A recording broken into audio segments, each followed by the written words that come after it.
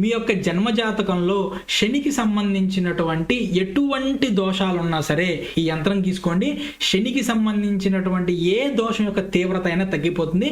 శని భగవాను యొక్క కరుణా కటాక్షాలు, చల్లని చూపు, శని భగవాన్ యొక్క పాజిటివిటీ అనేటువంటిది మీ లైఫ్లోకి ఎంటర్ అవుతుందండి. గుడ్డిగా చెప్పాలంటే మీ యొక్క జన్మజాతకంలో శని భగవానుడు 6th house, 8th house, 12th హౌస్లో ఉంటే కళ్ళు మూసుకొని యంత్రాన్ని గీసేసుకోండి.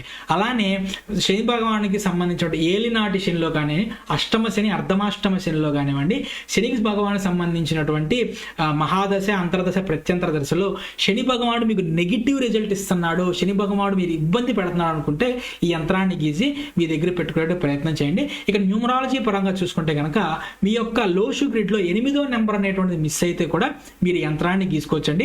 అలానే సమాజంలో సక్సెస్ అవ్వాలనుకున్నా, బిజినెస్లో సక్సెస్ అవ్వాలనుకున్నా, మంచి నేమ్ ఫేమ్ కావాలనుకున్నా సరే ఈ యంత్రాన్ని మీ దగ్గర పెట్టుకోండి.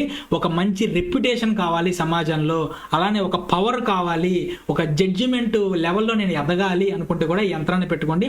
లైఫ్లో విపరీతమైన డిఫికల్టీస్ వచ్చి దాన్ని ఓవర్కమ్ చేయలేకపోతున్నారు, మీ మెంటల్ స్ట్రెంగ్త్, ఫిజికల్ స్ట్రెంగ్త్ సరిపోవట్లేదు అనుకుంటే కూడా ఈ యంత్రాన్ని మీరు ఖచ్చితంగా గీసి పెట్టుకునేటువంటి ప్రయత్నం చేయండి.